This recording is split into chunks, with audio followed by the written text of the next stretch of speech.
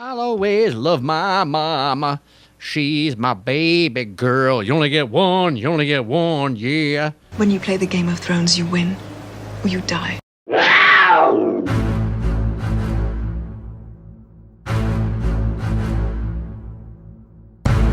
Warning, this podcast contains explicit language and spoilers.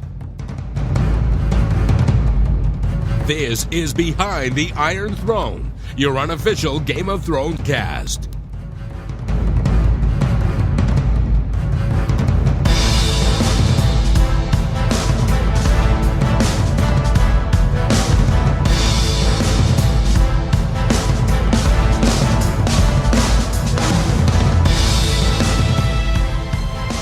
Hello, ladies and gentlemen, boys and girls, children of all ages. I'm your host, Chris Gray, and of course, you know this is Behind the Iron Throne because you selected it, because you love it. You love it. It's a great podcast. We love being here for you. This is episode 146, and it's going to be a very special episode because it's Mother's Day, and we're going to do this Westerosi style. It's a Song of Ice and Fire style. It's Esso style. It's basically we love moms, and we're going to honor them with this episode because I'll always love my mama. She came from Westeros. You only get one, yeah. Ooh, shake and bake, yeah, baby. Here we go. Let me introduce my panel of hosts. We got a great panel. This guy here is phenomenal. He's got a big smile on his face. He's bald as the day is long. Ladies and gentlemen, boys and girls, he is Jonathan Stoma Starklever, the Greek wolf, defender of Canada, the one true king in the north and keeper of the crows in his dreams. What's up, pal? How are ya? What's up, everyone? Good to be on this show today. Happy Mother's Day to all the mothers out there, to all the mothers, Mama Cheryl, to my mom. Happy Mother's Day to everybody out there, especially to my mom who's going through a lot right now. So happy Mother's Day, everyone. We're on a great show today, everyone. We're going to have a great show. Happy Mother's Day to my mom, to my wife, to your mom, to your family, and of course to our other hosts here. We're going to get to those ladies in just a second because mamas are in the house. Chris. Ladies and gentlemen, Andrea, the one true queen in the north, writer of the Sacred Parchments and mistress of whispers. What's up, girl? Happy Mother's Day! Thank you so much. Happy Mother's Day to all of our mothers out there. Happy Mother's Day to my mom, Rose, one of the nicest women I've ever met. I mean, literally great, super good heart.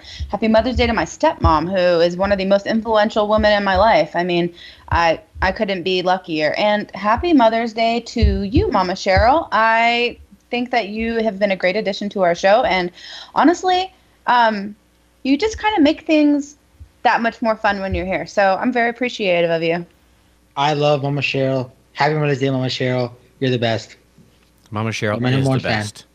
You're my number one fan. And if it wasn't for Mama Cheryl, we wouldn't have this great host with us. She's been amazing, a great addition to the team. She is the video game warrior and not a pinball wizard. Blood of the Dragon, fourth head of the dragon. If there ever was going to be one, it would be her. Ladies and gentlemen, it is Trin. What's up, production manager? Hello. It's glad to be back this week. We had a really big week for the Beat It family. Oh yeah, really big week. Yeah. Happy Mother's Day, Trin. Thank you. Yeah, happy Mother's Day. Thank you. I'm a distant relative of the mother of dragons, so you know. There you go. I'm the mother of something. I have kids. So, yes. And she has dragons. Don't let her fool Happy you. birthday, John. Thank you. Happy birthday to you too, Trin. Back-to-back birthday. We leveled up. Yeah, you guys had your name day buddy. within the same week, and I made you both nice videos. I hope you enjoyed them. I love the video. We had back-to-back birthdays too, May 9th, May 10th. Back-to-back. Mm-hmm. Very impressive. So, a bunch of Tauruses here on Behind the Iron Throne. We're so Okay, we are shared. Everybody, just remember, we need 100 shares. What happens? Hey, Andrea, what happens when we get 100 shares? I'm just curious. So, some of you may not know, our host, co-host, and production manager, Trin, is hilarious. And she had a great night with us one night where she spent the evening drinking whiskey, and she's loads of fun. So she promised us if we get 100 shares that she would get schmammered on our live episode. So if we get 100 shares, guys, we get to have a lot of fun. And I mean, just to throw this out there, Trin, if you want to, you could spend the whole entire show giving us Tyrion quips, and that would be perfect because you'd be schmammered. That would be great because he drinks and he knows things. And he knows things. Exactly. Yeah. So, really quick, Cameron said, Priscilla says, I wonder if Daddy Direwolf is still alive somewhere beyond the wall. Thank you, Cameron. You're sharing this for us on 4chan. I don't know what kind of response we're going to get. That's the trolling community. And then he said, Happy Mother's Day, Lady Stoneheart. Oh. Awesome. Hi, Cody. Hey, Thanks for Cody. joining us. Cody. Hey. And I just want to remind everybody, we do this show. If you're not watching live and you would like to, it's very simple to find us live. It's really easy to do, and we have so much fun. You can check us out when we do our pre-show. We also do a little post-show after we get done recording the podcast version, and we'd love to have you. It's easy to get to, facebook.com/Behind the Iron Throne, and you can join us here live every Sunday at around 7:30, 8 o'clock Eastern Time. We try to get here at 7:30. However, I had some visitors show up, so we didn't get to start till 8. But you'll always get a chance to enjoy our pre-show, and of course the post-show is also a lot of fun. That's where John and I get into a lot of fun arguments. In the meantime, thank you for downloading the podcast and enjoying it with us. So we got a lot of great stuff to talk about as we honor the mothers in our lives, and of course we honor the mothers from Essos and Westeros. We have, I think, Andrea or Trin has found some really great information about the mothers of Westeros. And Sorry, guys. I'm just trying to turn this down so I can monitor chat. Ah, yes, the trials and tribulations of doing a live show. It's always a lot of fun. Let me put some clothes on. Okay, and she left.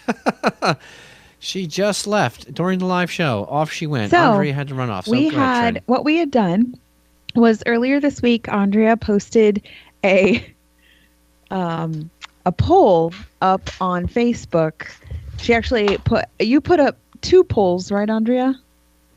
I don't think she can hear you at the moment. But Andrea's now wearing the greatest shirt in the world. You put up 2 polls, right, Andrea? I did. One was the best and one was the worst mother for Westeros. So we were trying to get the fans' feedback on that. And it was throughout the Game of Thrones Ice and Fire community. And so that's the results that we have for you guys here. Actually, let Andrea get settled in. Oh, I'm ready. That. Okay. So, I didn't send that to you? I got the picture. I just thought you had some explanations for. I have all of the sitting on my clipboard right now, all the comments and stuff. But if you wanted to go over the who was on the list and why they were on the list. Sure. So we had to choose basically some of our main characters. Some of them are here with us still. Some of them aren't with us anymore. But so we posted this poll in a group that has over 50,000 members. So these results are literally our community speaking up. And we just want to say a great thank you for participating. For our best mother, we chose Gilly Cersei Catelyn, Olenna Tyrell, Daenerys Targaryen. We added Lady Melissa Tarley, Lyanna Stark, Lysa Arryn, and then there were a few more other people who kind of jumped in and put other things down. But for the most part, we want to stick with the main characters that we've been dealing with throughout the seasons. And then we also did one for the award for the worst mother in Westeros. Selyse, Cersei, Lysa, Cat, Ilaria Sand, Melisandre, Daenerys, Lady Melissa Tarley, and Lyanna. So those are our characters for the best and worst mother of the world, of Westeros. So drum roll if we have one. Not really. There we go. Had I known, I actually have one. I do. I have one. The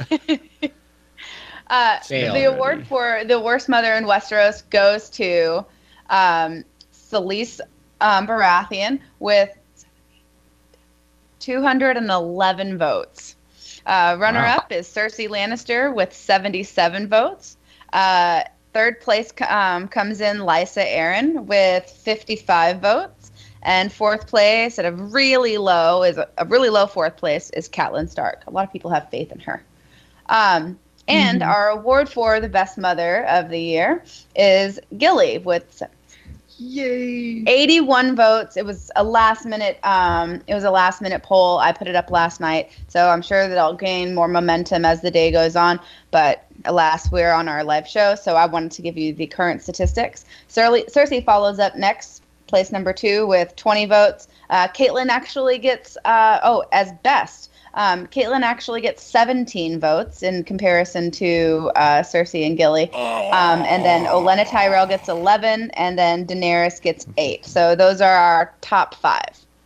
Yeah. Awesome. So, we're happy to go over it. We have some great feedback from the community, and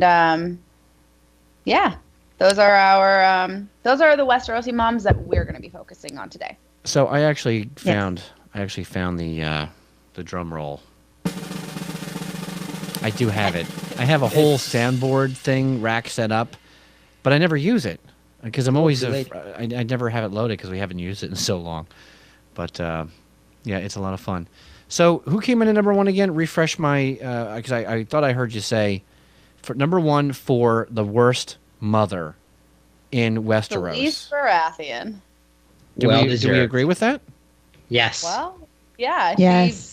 She burned her daughter alive, for a god that she believed in, and she was disgusted by Shireen because Shireen wasn't a son, and she was just a really terrible mother when it came to Selyse. She said, all I gave you was death, basically, in regard to the children that she had birthed, Stannis Baratheon, and she doesn't even consider Shireen anything at this point because she wasn't a son. So I would say that it's pretty fair to assume that Selyse was a terrible mother. I'll agree with that. I wonder if our live audience will agree with that as well. Oh, Jacob just said, Mama Mormont for the win. I put her on the poll, and she only got 1 vote, which is weird for me. Wow. But she died off really soon. But she gave her daughter strength, and she taught him how to be fierce. And obviously her young daughter, Lyanna, can run a holdfast. So she definitely did something right. I highly agree with that. See, I would have thought that one of the worst moms would be Catelyn Stark, honestly. Where did she... You're only saying that because you hate the Starks. No, honestly, I'm saying that because of how shitty she was to Jon, the real prince that was promised. And, she treated him like shit. And technically, she was supposed to, well, not his mother, but supposed to be taking care of him, right? Yeah, I mean, she wasn't his mother, but, we're talking about, and this was something I had to explain to a few people that were commenting on the thread, is that we're talking about motherhood as a general rule. And when it comes to something like that, you have to consider stepmoms, mothers who had miscarriages, mothers who had stillborn children, mothers who've adopted. Sorry, I didn't mean to hit that. And step-parents, you know what I mean? I'm a stepmother, and that doesn't make me any less a mother. And so, yes, Kat had a responsibility to love a child who felt like he had no place in the world, and was not responsible for the circumstances of being born to another woman. And she hated him. So, I mean, I would say that Kat definitely, even though Jon isn't biologically her child, she had a responsibility to him, and she failed him. Yeah, absolutely. This computer better not restart right now. Windows 10 is trying to do an updated restart because Windows 10 and its Microsoft and their infinite wisdom is a bunch of a-holes. But I think I stopped it. Hopefully I did. I don't know why it does that. Anyway, moving right along. I agree that, I don't know, maybe I'm too hard on Catelyn. John, maybe you're right. It's because I don't like the Starks. I don't like the Starks. Well, I do like the Starks, but I don't like them when you're around because you love them so much. Fair enough. It's like you forced me to have to be on the opposite end of that. To be fair, though, Catelyn was expected to take care of somebody else's child. And I can understand how that would make her feel very upset, but I just can't believe that after all that time, she couldn't find some kind of love for the child. But Lady Selyse, I can definitely see being the worst. I mean, letting your child burn just terrible. I mean, still some of the worst scenes I've ever seen in Game of Thrones. Absolutely terrible. Yeah, it was mind-boggling. Go ahead, John. You want to Yeah. say something? Yeah, Sely's the worst. I mean, just sacrificing your kid. I mean, and she didn't treat her kid that right either. From She the was show, terrible to her, right? Yeah, Absolutely she was terrible. Stannis loved her, but like, she didn't love him at all. I don't think. And she kept all the sterile. She kept all this what do they call it? The miscarriage babies in like tanks. That's disturbing. We have a picture of that. That's disturbing on many levels. Anthony is in the chat. Big shout out to Anthony. He says, "Oh boy, it's time for the Sunday Stoma statement." And what else is written here? Hold on, I gotta hit more to see more of what's written. Jacob said being a stepmother and raising the kid from an affair with another woman is a different situation. Yeah, he's got a point. Anthony says Stark. Sorrow, S for sorrow, T for tragedy, A for agony, R for route, K for killable. True that. But Catelyn did feel bad when Jon was 6. It's kind of, you gotta give her that. Like, she was feeling really bad for being Do you really believe she felt bad, or do you think that she felt remorse because she feels like if she had done something better, it would have saved her own children? It was, for me, it was more about her own children than it was about Jon. If she had been better, or she had kept her promise that, you know, her children would be in a better position. She, from the very beginning, couldn't stand to even look at another woman's child, and she didn't even hate the other woman. She just hated Jon, because she was afraid that he was going to contest her grandchildren's right to Winterfell, or even her son's right to Winterfell, so bad that she was still jealous of him after she made that confession. And she refused to, she kept advising Robb not to name him her heir. So, I mean, she didn't feel that remorseful.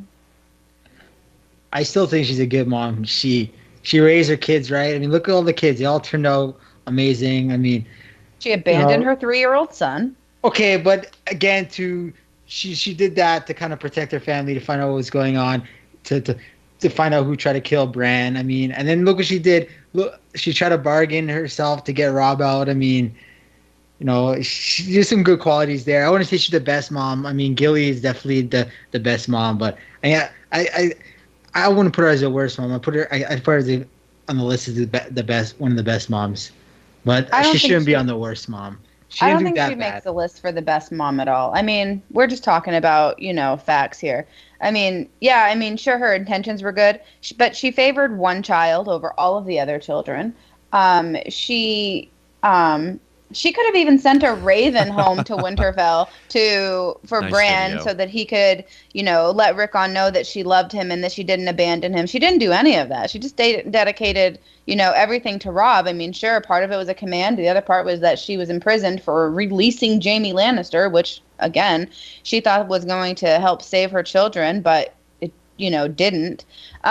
She does not come close to the award for the best mother, in my opinion. Great. What do you think? I think it was for her. It was tough because she left at the time she left Winterfell. She didn't think the war was going to break out. So then when war breaks out, you know, does she leave Robb when Robb is, you know, new to this, or because she thinks she needs to help Robb, but does she go back home with her children? She was in a tough spot, and then of course, then you got her daughters who are captured. I mean, she was in a very difficult position to begin with that she did not expect to happen when she left. She thought she was going to go to King's Landing, find out what happens, come back to the north, and then all hell breaks out loose. So, I mean, she did the best she can for a situation that I mean, that's a crazy situation she was in, and I think she did the best she can. Did she mean to leave Rickon and Bran? No, she didn't, but you know, I think she had to. I think in her mind, she had to protect Robb. She had to kind of help Robb because Robb is this young man being thrown into a war, having these elite armies. So Robb Greg chose said, that war. So Greg said, Catelyn had an amazing monologue at the beginning of season 3 where she at least recognizes she should have been better to Jon. That's coming from Greg. I agree with that. However, she said that when at the time it was happening, when he was a baby and he got the pox, she had prayed, or right before that, I guess she had prayed like to the gods, take him away, get rid of him, and then that happened, and so she was feeling really guilty, and she made all these empty promises to the gods, saying, "Oh, if you just save him, I'll be a good mom to him." And yeah, Lord Bags says, "What's up, y'all?" Hey, Lord Yay, Bags. Lord Bags. Welcome back. Buford's back. Hey, Buford. Hey, Buford. He says it was a war that Catelyn perpetuated by imprisoning Tyrion. She did Very have true. something to do with it, but I think that Well, I mean, none it of was this really would have started without Littlefinger making True. Lysa kill her husband. Yeah, that was Well, already the- going to well, happen. that's real very true, reason- too. Well, it wasn't just Tyrion. Let's be honest. The real reason he calls is when they captured Ned. As soon as Joffrey arrested Was Ned, Tyrion. and then when Cersei ordered Robb to come, that was like, okay, now you're just asking for a war because you're ordering Robb to come, which means you're gonna pretty much capture. That's because in Robb's mind, you go over. Because think about it, if you get a letter saying "Come to King's Landing," that's just exactly the same thing the Mad King did, ordering Ned's father to come. Robb's not gonna do that. He's gonna call his banners and go with his army. So there you go. But Robb needed Catelyn there because there's no way Robb could go into the Freys and try to negotiate. Walter Frey would have probably captured him. So it had to be Catelyn to do that. So she was a good mom then. I think she was a good mom. Was she the best? No, Gilly's the best. But she was a good mom. I'll put her top 3, maybe top 5. I'll give her You credit are, as a. I'll give her you're credit. very as- generous. I'll give her credit as a good mom. I mean, everyone makes mistakes. the And heartbreaking she part made a mistake. to me was her scream when she lost her son, because at that Very true. because I think at that point she believed that Robb was her last son, right? Yeah. She had heard that Bran and Rickon were killed. Arya she believed to be dead. Sansa, I at least captive, right? And she doesn't give a flying shit about Jon Snow, the prince that was promised. But when with Robb, I mean, she pleaded, she begged. Oh my God, it was heartbreaking. It was. And I think the war was going to happen either way, because there was a lot of shit going down. I mean, I don't want to go into that because we're talking about mothers, Right. but there's a whole bunch of things about that. Let's not go into that because let's just focus on the mothers. I just want to remind you guys of a conversation really fast, if it's okay. Yes.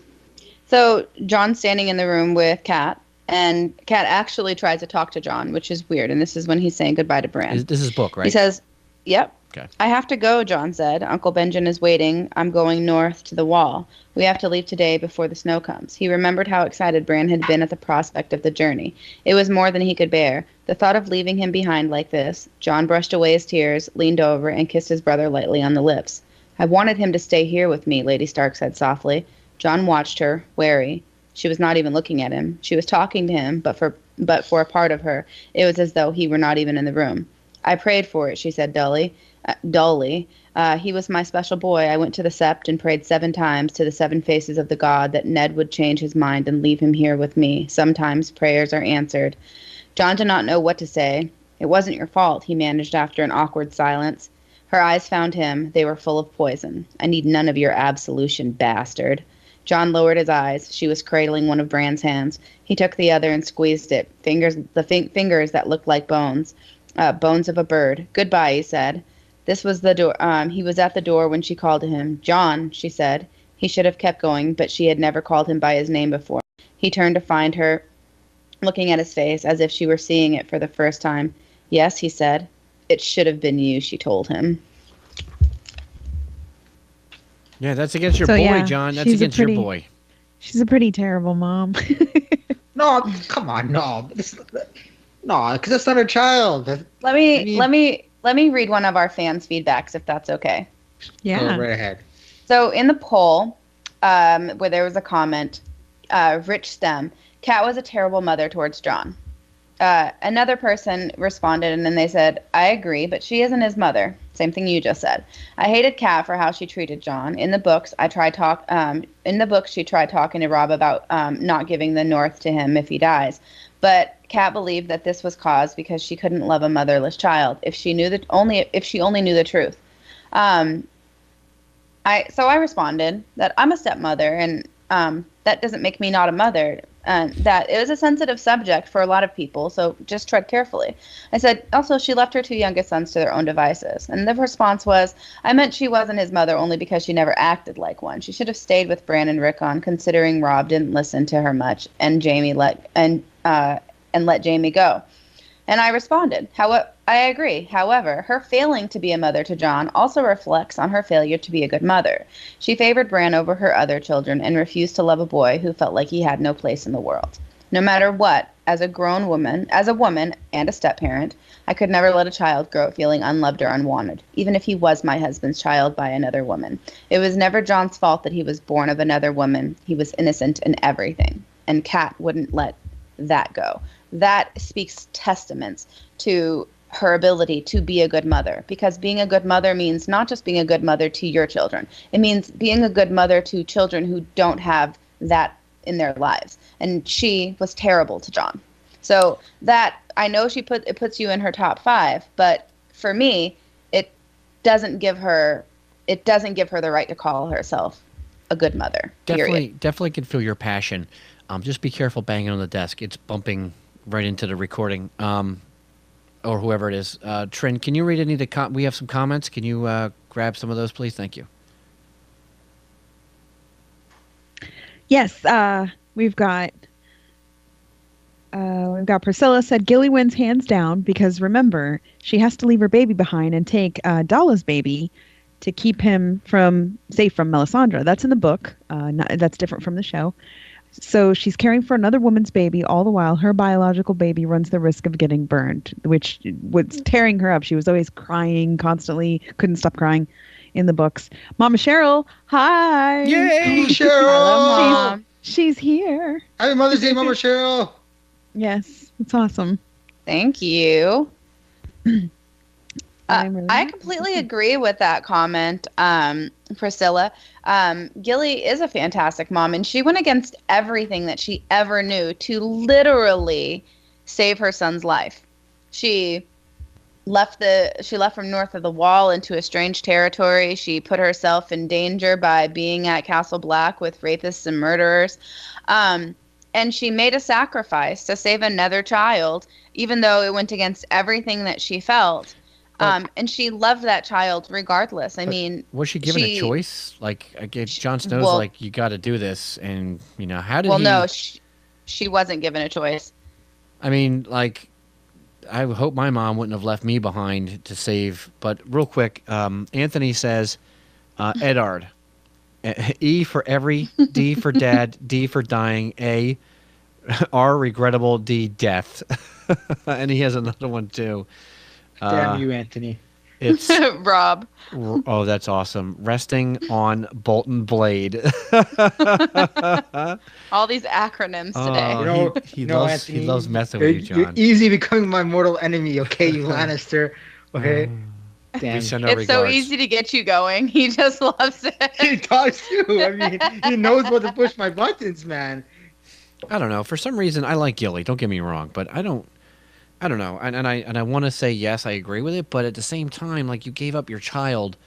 Was there a fight? Did she argue with him? Did she scream and beg and curse and punch and kick? I mean, she's a wildling.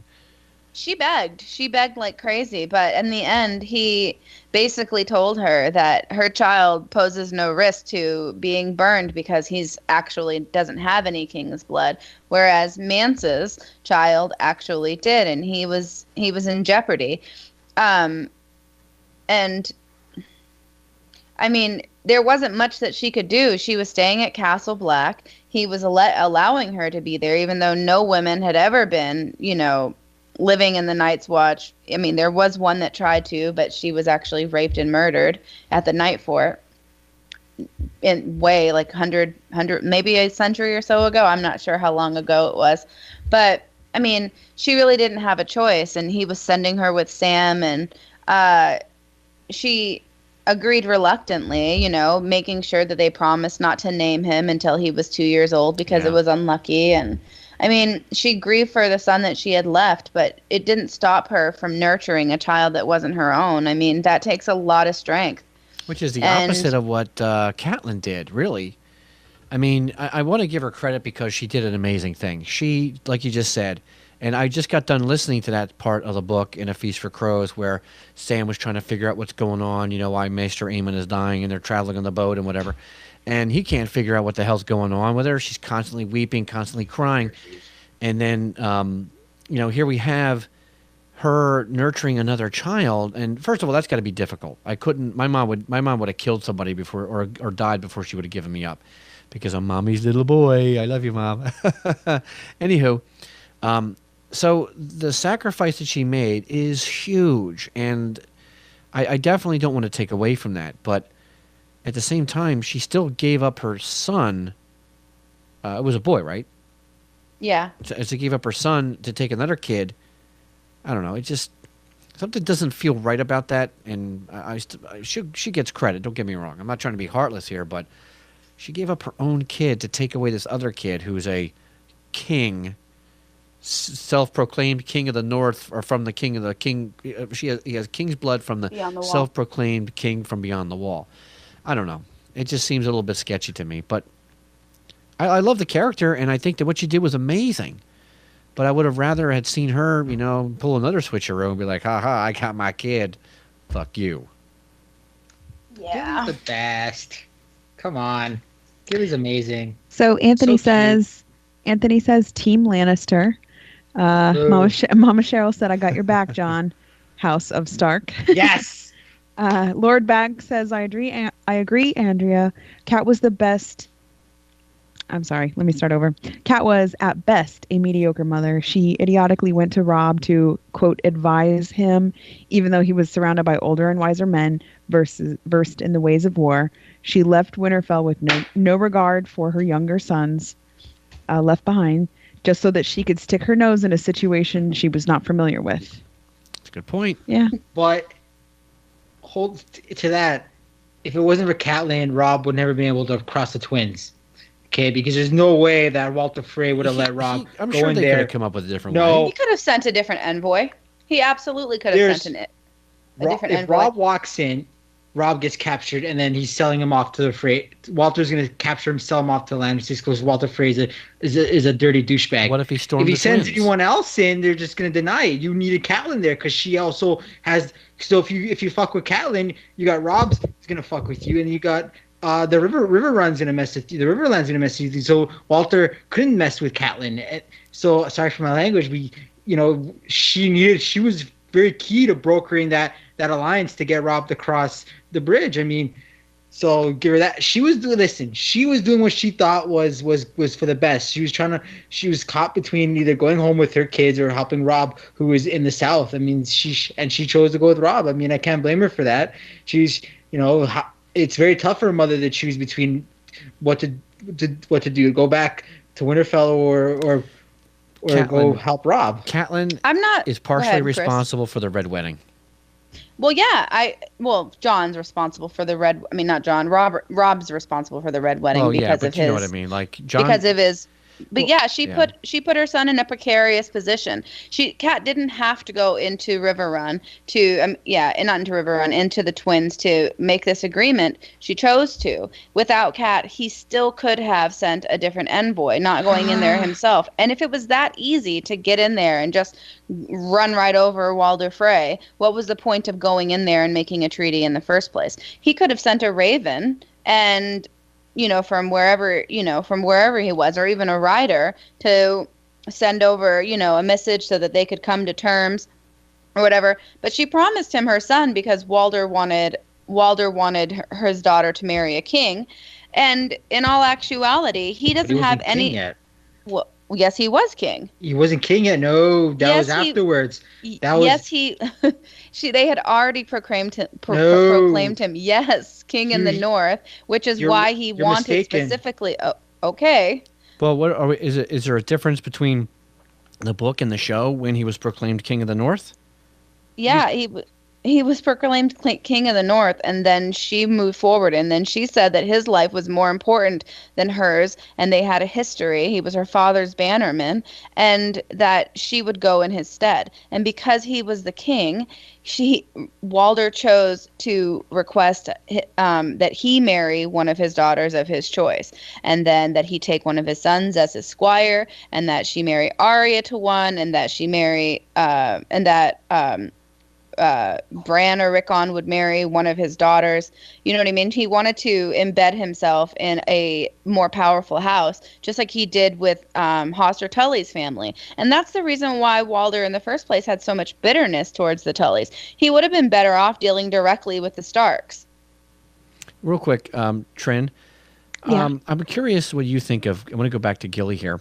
What do you think of the Gilly situation? Do you think, because she got voted #1, right, for the best mother of... She did, yeah. And do you agree with that, or do you have any thoughts on that one? Yeah, I absolutely agree. I voted Selyse is the worst, and Gilly is the best because I think I voted for Gilly. I don't know if I actually got on that poll or not.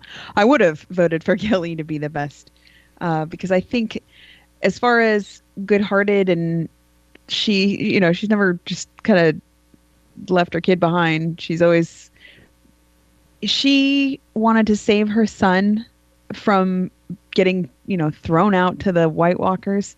She knew what was going on, and she was willing to leave all of her security behind, the only life that she had ever known, and she went on an adventure with Sam because she wanted to save her son.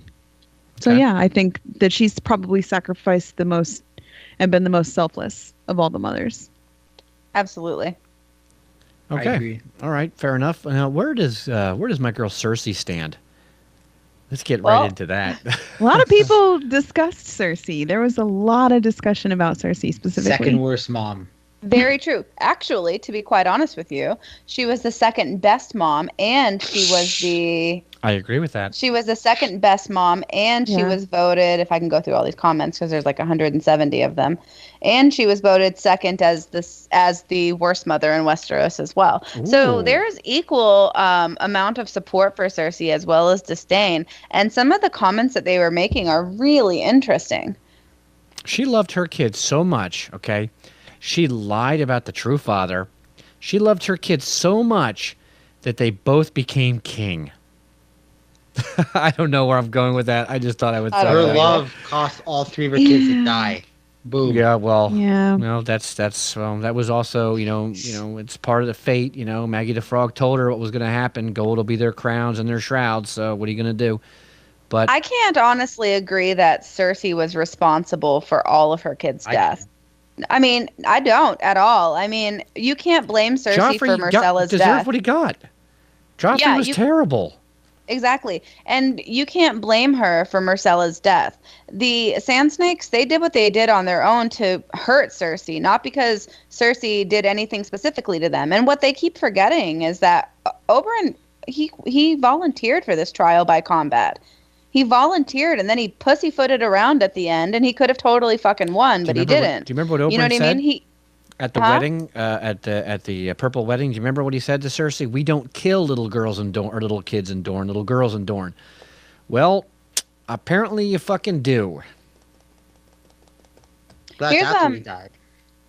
There's a few comments in here. Kenneth Cautious Cole says Cersei did anything for her children. She fucked the Kettle Blacks. She fucked Sir Osmond or whatever his name is, Kettle Black. She did. And I just got done listening to that in the book because I listened to the audiobooks. And she said I'd do it for Tommen. She raised Joffrey, and Joffrey is a douchebag. That's true. Worst character. However, and that as reflects a bad parent, on your mom. Hold on. As a parent, I'm going to tell you, sometimes you do the very best you can to raise your children, but at some point they have their own personalities and they make their own decisions. And some people just grow up and they just make bad decisions. And you can do the best you can at parenting, and you give them the best information you can, and you try to, love them and take care of them. Some people are just fucking broken, and you can't fix that. Well, let's go back. Here's a comment. Alex Welp. None of these women except Selyse are bad mothers. What the F? This guy's really optimistic. Here's another response. Well, that's up for debate.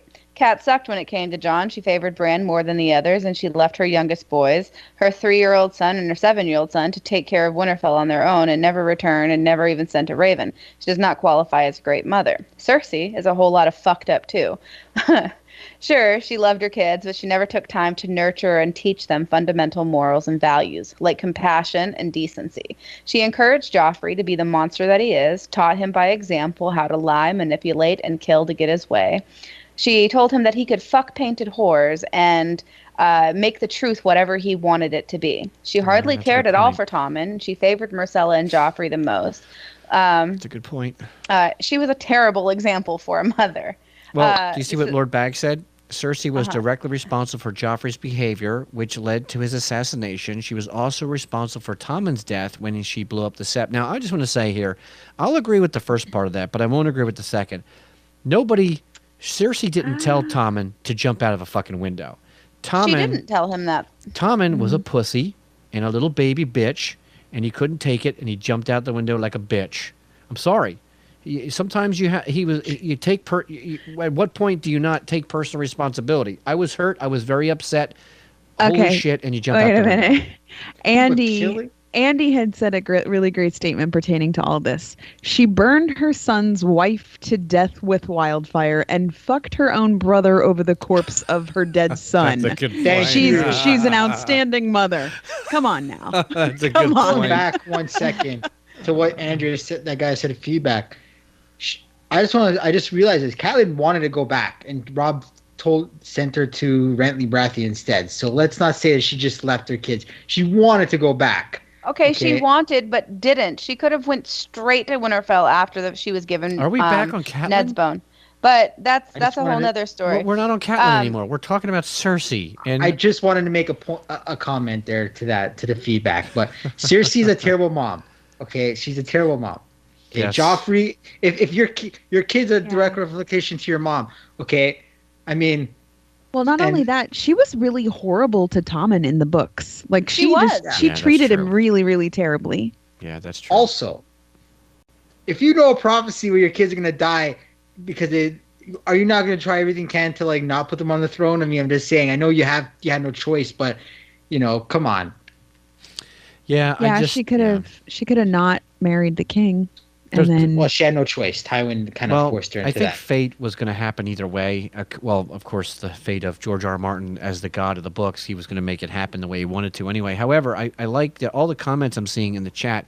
I can't keep up with them all, and all the comments you guys are saying have really reminded me that Cersei is just not a good mom. So yeah, okay, I have to retract. Give me a second. I'll be right back. Okay, my Skype is getting funny.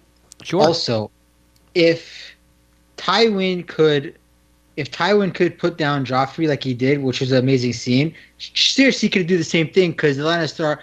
Let's be honest, their army is the King's army is essentially the Lannister army. So Cersei could have easily put a stop to a lot of what Joffrey was doing.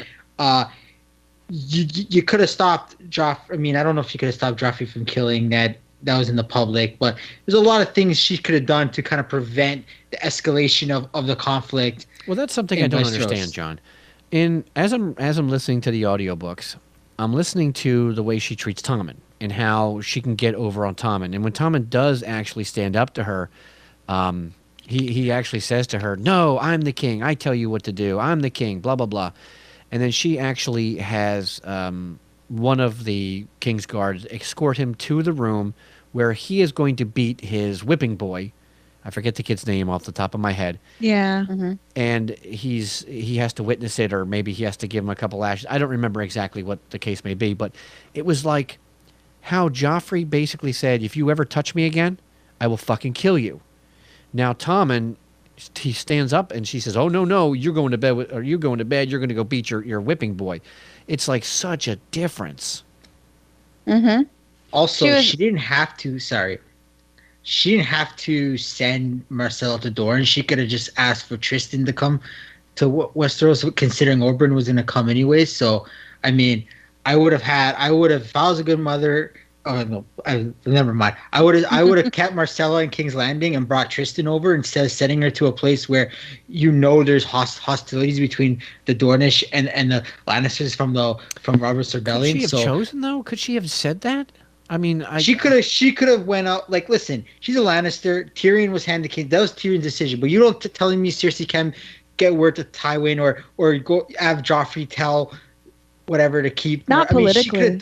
Politically, she could have went to Joffrey. Politically, it would have been a really bad. No, I know, but they had already sent word that they had organized that marriage contract or whatever to Dorne. So to turn your word back on that when their relationship was already bad with Dorne would have really screwed everything up politically. You could have made the thing where we want Tristan here. We're going to put him on a small council like they did with Oberyn. That could have been a way to get Tristan over, saying we still honor your marriage, but we want Tristan here. He can represent Dorne on the small council. You know. Yeah, it's a terrible marriage. There's a lot of comments right now, mostly from Jacob. The only reason she cared about her kid was so she could rule. She literally wanted Tommen to shut up and let her rule. Armani said, thank God she didn't marry Rhaegar. No joke, right? Yeah, holy cow. Cersei is just a sick bitch in general, inbreeding. Mama Cheryl. Thank you, Mama. And Jacob says, Lady Olenna wins for stone cold badass mother. Yeah, we'll get to her. But she's a grandmother. Here's She had another to be a comment. mother. Here's another comment about Marjorie's Cersei. mother be? Yeah, Marjorie, who's a floozy. She's in the books, not in the show. Oh, is Marjorie's mom in the books? Yes. Mm-hmm. I just well, want to lose That I scene- don't remember one. Yes, I don't she remember is. one She's- like at the dialogue scene- from her at all. There's, And- I don't know about like a whole dialogue, but the scene where Sansa comes in and talks to her for the very first time, and they've got not what was the fool's name that was like ate a bird or something and then pooped it out or yeah. you know what I'm talking about. And Olenna had him like sing really really loud the Bear and the Maiden Fair so that she could talk privately with Sansa. She was there at that gathering. Huh. Yeah. Real quick. Speaking of dialogue, what if I told you there was a way that you can get some really awesome dialogue and support your favorite podcast? That's right. It's a commercial time, baby. It's time to pay some bills because I'm going to tell you right now, I'm going to offer you a really cool deal. You listen to this podcast, you love the Game of Thrones, but sometimes we can't make enough shows to support your hunger for A Song of Ice and Fire. But here's how you can. You can listen to an amazing audiobook. That's right. You can listen to all of the amazing audiobooks that George R. R. Martin has, read by Roy Detrice. Let's just have a listen to this right now. I'm going to play a little bit from A Feast for Crows, which is the book I'm listening to right now because I don't have time to read. And if you're listening to a podcast, maybe you don't have time to read either. So, how would you like to listen to this? Silver's father. No. Arianne finally decided that she had but two real hopes. Harmon Allah, Lord of Hellholt, and Franklin Fowler, Lord of Skyreach and Warden of the Prince's Pass. Half of the Ollers are half mad, the saying went, and the other half are worse. Ilaria Sand was Lord Harmon's natural daughter. She and her little ones had been locked away with the rest of the Sand Snakes. Now, I love the way Roy Detrice does the different voices, although I do cringe a little bit when he does the girl voices, especially when they're having their orgasms. But I still love the audiobooks anyway, and I'm going to tell you what I'm going to do. Right now, if you use one of the Amazon affiliate link, well, we have the Audible affiliate link, will be in the description of this podcast. And if you're listening live, I'm going to put it in the chat right now. You can get 2 books, 2 credits. So you get one credit is usually worth a book. You can get 2 different books. You don't have to, it's just a trial period, so there's no full commitment. And if you use that link that I'm going to have in the description of this podcast or on the live stream here, you'll help to support us here at the studio. Now, if you already have Audible or you're looking for some other way you want to support us, I got you covered there too. We will have a generic Amazon affiliate link, and anything you buy there within the next 24 hours from that Amazon affiliate link, we'll get a very tiny small commission that will help to support us here at the studio. So go ahead and get something you really like for yourself or buy something awesome for your mom because your mom is the best in the world. Or if you want to treat yourself to a nice Audible subscription, go ahead. Links will be in the description of this video. And I thank you so much for supporting us here at BTIT, Behind the Iron Throne. Thank you guys so much. Yes, Mama Cheryl said that would be a great Mother's Day gift. Wink, wink. Okay. I'll get you the books. I love the audio books. I really, really do. Yeah. So Here, I have a one. question for Andrea here. Uh-huh. Who is Thing married? Mace Tyrell married to? I would have to double check that, to be quite honest with you, but they don't really mention it. I was just curious for that. But yeah. As a mother, Olenna sucks because she hates her son. Well, yeah, but this son's a douche. His son's like some pussy. Oh, like, he's an idiot for sure. Like he's Tomlin when Tomlin's like 50, man.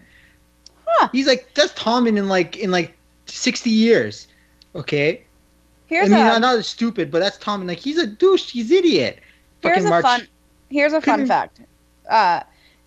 Mace Tyrell's wife is Alary Hightower, which means that Loras and Marjorie and Willis, for that matter, I think his name is William. No, Willis, their older brother. Yeah, Willis. They all have Valyrian blood in them, and I didn't know that. And even Armani mentioned that also in the chat, which is awesome. Now, So, hold on. Going back to Tommen throwing himself out the window and being a little weak fucker, not having Cersei having nothing to do with that. I think that's just having a little bit too much faith in Cersei. Tommen made it quite clear that he felt like he was helpless when his mother was locked in the sept and he couldn't get her out. He felt helpless when he couldn't save Marjorie and he couldn't save Loras. And as a king, he felt like it was his job to protect his people. So being locked inside of your own chambers during what was supposed to be your mother's trial and your brother-in-law's trial, just to sit there and watch the sept blow up, as a king, you feel like you failed every single person who ever depended on you. And even though Marjorie was manipulating Tommen, he honestly believed that he loved her and that she loved him. And so I think that any situation like that, when you're already feeling like you're failing your kingdom as a king, would push anybody over the edge. So walking out of a window to him, he felt like he was doing the realm a favor. So I don't think that Cersei isn't responsible for Tommen's death. I think that she is responsible for Tommen's death. And knowing the type of boy that she raised, or that, grew up in spite of her instruction and her ways, she knew that she was putting him in a predicament of weakness, and she didn't even go to comfort him, which was the sad part. And then when he did die, she even shed a tear. She didn't care for Tommen. And so in that situation, I would have to say that I believe, that Cersei is partially responsible for the situation that Tommen was in, and she could have prevented that had she been there for him and nurtured him. She's a terrible mother because also, like, if you don't like Marjorie, then please name someone else you want to marry your son. It seems like no woman, you didn't want no one to marry your sons but yourself. I think she honestly, if she could find a way, I think she would have married Joffrey and Tommen herself. I don't think so. Sick she is. But I mean, like, who is she? Didn't like Marjorie, but she didn't give like options. Okay, I don't like Marjorie, but how about this? She offered no one else. Like, you just automatically hate Marjorie. Your whole job as a queen is to produce, to continue your line, to produce a grandchild. But if you don't like Marjorie, please tell me, who did you have in mind to marry Tommen? You never really gave any options. You just automatically hate Marjorie from day one. Even she hated Marjorie marrying Joffrey. She hated Marjorie marrying Tommen, but you never had another option. So, like, I mean, you're a terrible mom. Like, well, it's not that she didn't have another option. She actually approached, if you remember correctly, Marjorie to step up and take Joffrey's place because she needed somebody that could help influence him. But when she realized that she didn't have any influence over Marjorie, she started becoming jealous, and it started becoming an issue. I just want to read a little bit of feedback. Alex Welp says, none of these women except Selyse are bad mothers. What the F? This is another comment. That's up for debate. Cat sucked when it came. Am I reading the right one? Is this mother? Best mother? We also, when you're done, no, we this have is some worst chat mother. stuff I'd like to have read. If Trin, you have that? Armani asked, he went back to, he was talking about the Tyrells again, and he said Illyria Hightower, the Hightowers are Valyrian, ? So he didn't know apparently that the Hightowers were Valyrian. Yep. Hi, Lilith. Thanks for joining us. Happy Mother's Day. Don't know if you're a mother or not, but even if you have fur babies. Mama Cheryl Gisela. says, Valyrian motherfucker, do you speak it? Jacob says, those were not his people, quote. They were his family. And then he said, if he was raised as Aegon was raised, the outcome would have been different. Who are we talking about? I think he's talking about Joffrey. Right. That's what I wanted to get to, this comment. That was kind of awesome. What do we have anything else? Oh, no, I'm sorry. He was talking about Tommen. If he was raised as Aegon was raised, the outcome would have been different. Armani says she's gone to the dark side, talking about Cersei, and not even in the good way. Lilith said she didn't want to marry his son because she didn't want to give up the power. Oh, I think I'm reading it incorrectly. She didn't want anyone to marry her son because she didn't want to give up the power of being queen. And Buford said, I think she saw a lot of her in Marjorie, so like a lot of herself. And Lord Bag says Cersei hated Marjorie because Marjorie was younger, prettier, and tighter than she was. Sad but true. Nice. And that's actually a good point, Lord Bags, because Maggie the Frog had said that you'll be replaced by someone younger and more beautiful. You'll be knocked off the throne. So that was her competition. Which I don't even think that Maggie was talking about her. I thought she was talking about Dany. But real quick, I just want to say, hey, a big shout out to Lilith for joining us. And, of course, happy Mother's Day to our very own Gisela. Yay, Gisela. Yeah, happy Mother's Day, Gisela. Marjorie was clever. Definitely clever, Armani. So this is in defense of Cersei. I don't get why people call Cersei a bad mother. She really isn't. She always did what was best for her kids. So, another response. Aside from teach them morals and values, Tommen was kind by nature in spite of the example she set for him. She encouraged Joffrey to fuck painted whores and make the truth as he saw it. She only ever once corrected him, and only when she felt he was being disrespectful to her. She did nothing but enable his behavior. A good mother teaches kindness, compassion, high morals, and values. Instead, she taught him how to lie, manipulate, and kill to get his way.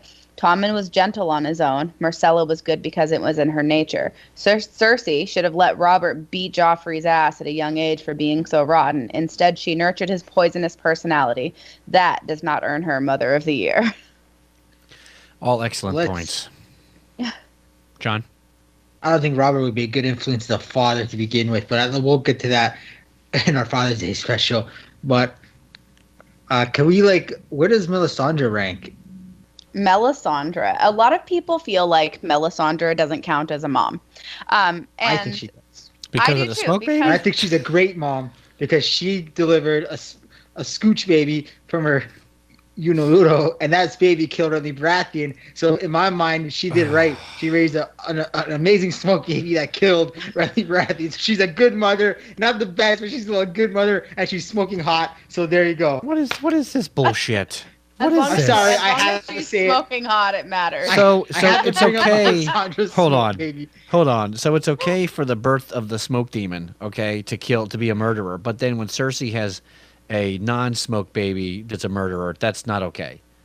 But does Joffrey murder someone himself? No, he sells someone else. he into it. murdered Roz. Joffrey murders plenty of people, and he shot beats Roz all over. Stark. He pinned her to the bedpost.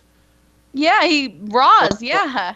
Okay, that's different. But Smoocher killed Renly Baratheon. That's kind of different. Why is that It's different? wartime. So everyone listening to the podcast and people watching live, back me up on this. You heard what John's saying. He's saying that the life of the whore doesn't matter, but it's okay to kill Renly. Wartime, man. To kill the true king of Westeros' brother. I do have a rebuttal for that. Do you have anything to say, Trin? No, I'm getting the shadow baby picture. Yes. Okay, so here's the deal with the shadow baby. First thing is that without light, there can be no shadow. So shadows are the servant of the light. So in Melisandre's mind, she actually gave birth to something that was good versus bad. However, look at him. That does not look good. Beautiful, man. Beautiful. That's interpretation right there. He does count for, a child being born because he was born of Stannis Baratheon's blood, and he obviously came from her womb. But she birthed him for a sinister reason, to murder Renly, who had king's blood in him whatsoever. Do we know if this shadow thing is still out there? Interesting question, actually. Became a Patchface kind of Dementor. has prophetic songs that he sings, and one of them is "The shadows come to dance, my lord, to dance, my lord, to dance, my lord. The shadows come to stay, my lord. The shadows come to stay." And that makes me wonder if he's actually talking about the shadow that's the least released on the world. But we haven't had any. We haven't had any other visions or sights of the shadow, so I don't really know. But it definitely is a good question. Armani says, "How do you defend the Devil's Daughter?" Um, I And then- actually love Melisandre. She's one of my favorite Yeah. characters. I like her too. Mama Cheryl says she birthed a freaking demon. Armani says Renly killed by his shadow demon nephew. Never thought of it like Buddy. that. Lord Bag says, I think it's time to find a new dealer, John. Lilith said, Well, first of all, I go to a clinic for that, but Joffrey killed Ned Stark, so he did murder someone back about when we were talking about. Buford said, I want some of whatever John is on. Mama She's Cheryl wrong says, for you. me too, Buford.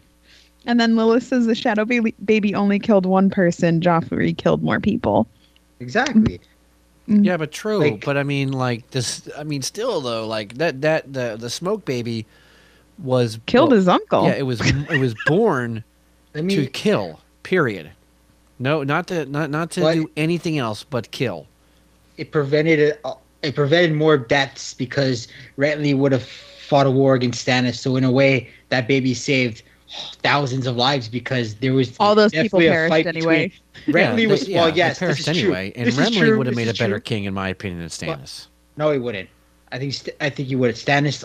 I mean, let's not get into that. But I'm just saying, man. When you talk about Cersei Lannister, when you talk about the Scooch baby, okay, this is like right out of Greek tragedy. Okay, I mean, this is crazy. Okay, this stuff. Someone needs to 1,000 years in Westeros history. They're gonna be talking about this as Greek tragedy. This is crazy. But What exactly mean- is a scooch baby? a Scooch that- baby all that babies- came from all came from babies Melisandre come- Scooch. Okay, all of them Scooch come smoke that baby. A Scooch smoke baby. Let me okay? tell you about biology and Mother's Day. Okay, so Scooch Smoke Baby, which I know where he is. I know where this smoke monster is. You know where he is? He's Syria Farrell, who's a faceless man. Oh Who's Jack boy. Nagar. Boom. Who's Last Lord vampire. Pounce or Sir Pounce? Oh my god! But yeah, I'm gonna make that's my quote, my daily quote of mentioning Syria Farrell being alive. I just wanted to bring up more moms. That's why I brought up Melisandre because I think Andrea, it was on the list. Armani said, what would Stefan think if he could see how fucked up his sons were? Jacob says the smoke baby and the shadow. Wait, the smoke baby and the shadow that pushed what's his name out of the window. I don't know if that counts as motherhood. This is Greek tragedy, man. Like between Cersei Lannister and the smoke baby, this is Greek tragedy. It's crazy. Should we talk about some other moms? I'm a little curious, Jacob. What shadow pushed somebody out the window? I have no idea what we're I'm talking Jack- about at the moment. Jack and Ogar. People Yeah, I'm not sure what that means. I don't remember anyone being pushed out of a window other He than said in the Bran. in the books she birthed another one. No. So She did take Edric Storm, I do believe, and she meant to use him as a sacrifice to give him another Courtney Penrose. I'd have to look that up. can we, Well, let's I'll talk look it up. about a different mom then. If you're can looking, we talk about Daenerys? We sure did you want to can. talk about that, or do Let's you talk want to about talk Daenerys. about Cersei's sister, or not Cersei, Catelyn's sister? I mean, let's do Daenerys and then we can do Liza. It's up to you guys. Let's see where Daenerys and Lysa fall on the list first, and then we can go Let's from go there. with that. Well, I have to imagine Liza's third worst or third worst. So- Oh, So we're someone mentioned looking at what Lysa is is that? number 3 Someone mentioned Gendry. Drink. Bingo For good or bad? for bad. for the worst mother. Lilith Yeah. mentioned Bingo was his Gendry. We got a name. drink.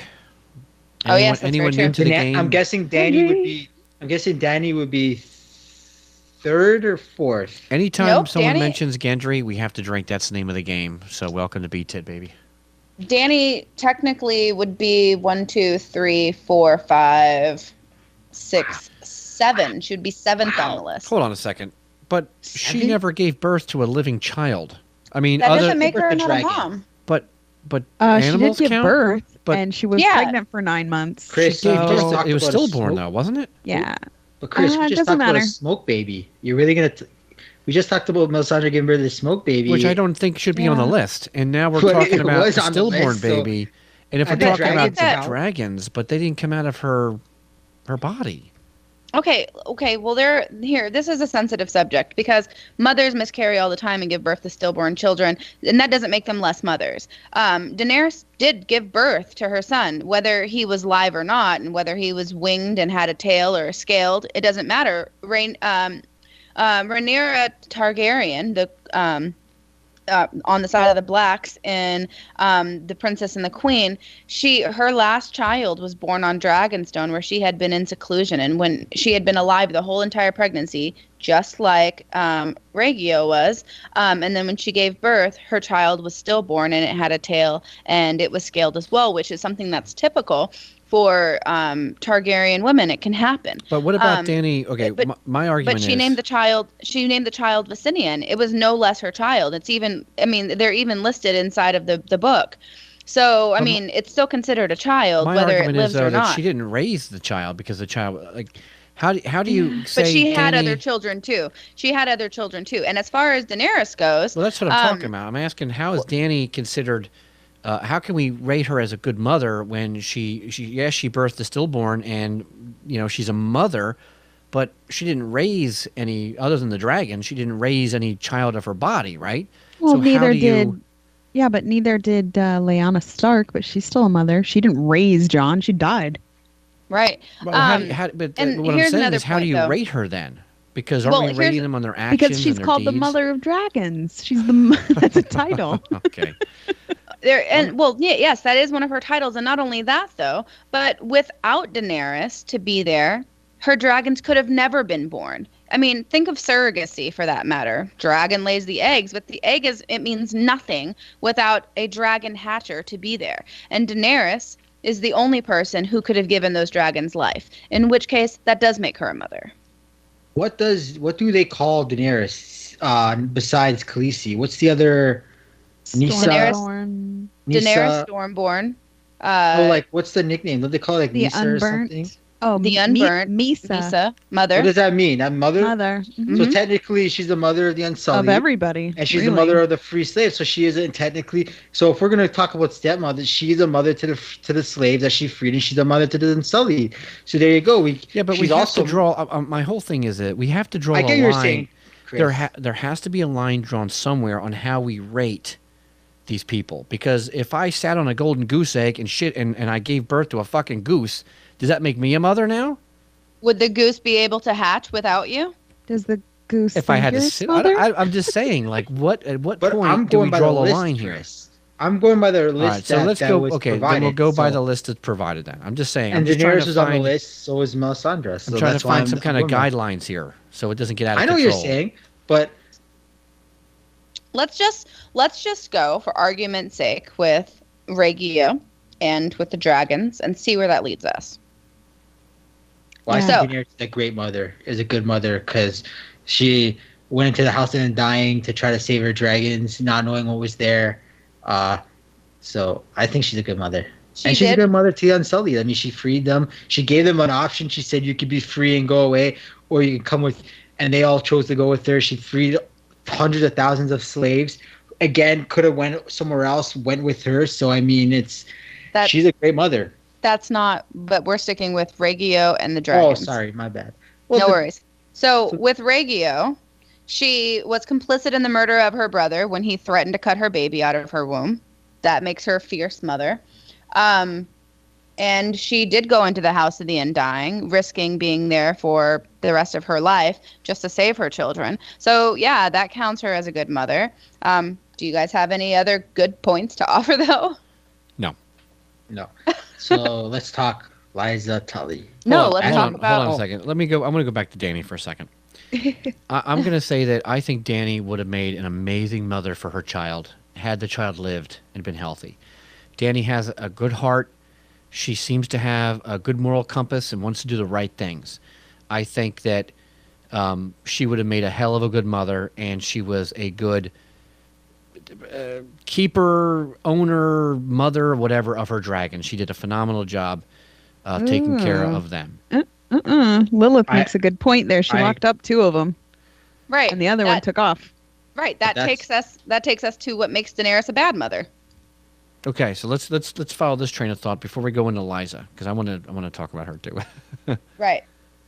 Who wants to go first? Oh, I was just reading the I comments. think she had to lock up the dragons. Mothers sometimes have to make bad decisions and her dragons were out of control. She had to lock up the dragons to protect them because eventually And to people would have been like, protect okay, we got to kill these.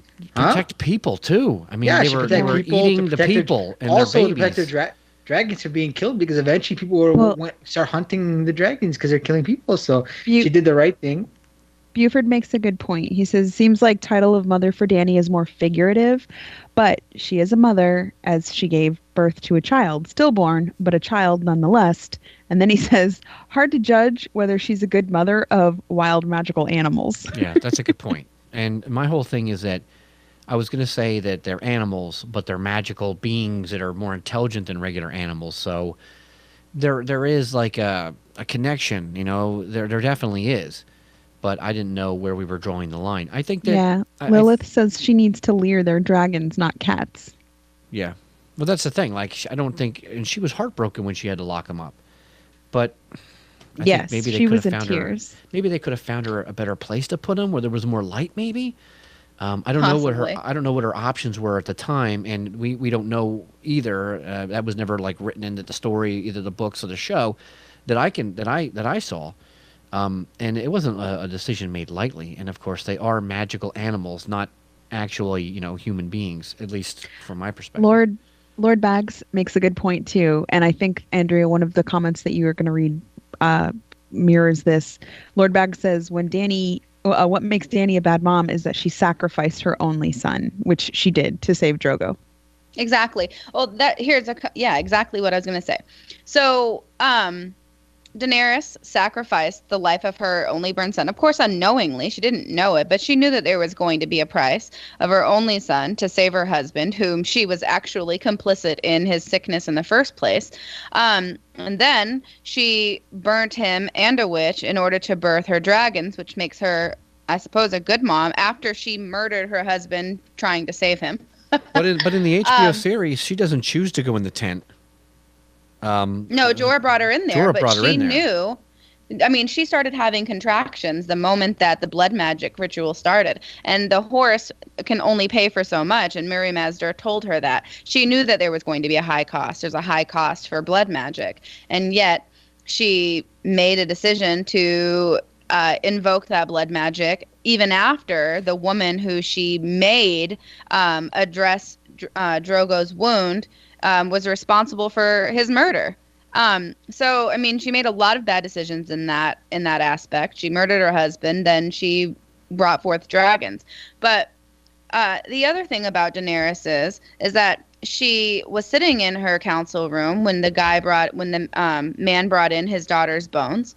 She listened to his testimony, and rather than question it, she just automatically assumed that it was true. And it was very likely that it was possibly the Sons of the Harpy who were trying to get rid of the threat or to weaken Daenerys or to force her to leave Meereen so that they could resume control of Slaver's Bay and reinstate slavery. And then the minute she locked her dragons up, the Sons of the Harpy started murdering Daenerys' men and trying to weaken her standing as queen in Meereen. She lied to Viserion by coercing him to go into that vault. And then she locked him up and left him there. She threw a net around Rhaegal, had him get into a cart, and dragged him down to that vault in order to get him to go in there because he didn't trust her. And then she didn't go back and visit them and spend time with them because she felt so guilty about locking her own dragons up that she basically just neglected them. And I mean, that to me, whether, she wanted to admit it or not, doesn't bode well.